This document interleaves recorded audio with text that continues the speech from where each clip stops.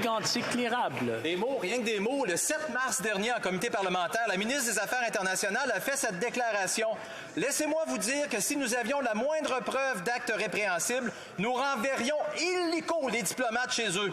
Les libéraux sont au courant depuis 2 ans qu'un diplomate de Pékin a ciblé un député conservateur et sa famille après un vote en cette Chambre. Depuis lundi, tous les Canadiens sont au courant de ce secret que le premier ministre voulait garder juste pour lui. Est-ce parce qu'il s'agissait d'un député conservateur que le premier ministre n'a pas jugé répréhensible les actes de ce diplomate et qu'il ne l'a pas renvoyé illico presto, Monsieur le Président? Le secrétaire parlementaire. Monsieur le Président, c'est tout à fait faux et ce n'est pas digne du décorum de la Chambre. Notre gouvernement a dit à plusieurs reprises que nous suivions la Convention de Vienne.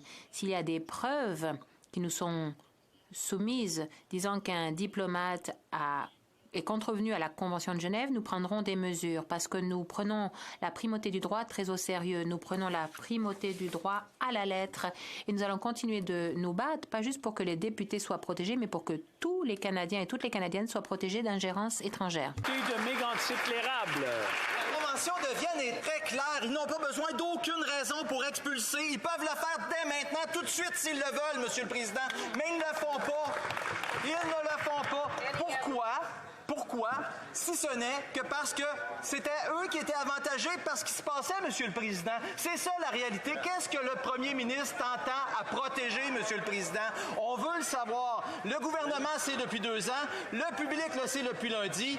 Quand le premier ministre va-t-il finalement faire ce qui est juste et expulser le diplomate intimidateur de Pékin? Le secrétaire parlementaire. Monsieur le Président, écoutez, calmons un petit peu les ardeurs. Essayons de faire baisser un peu la température. Soyons très clairs.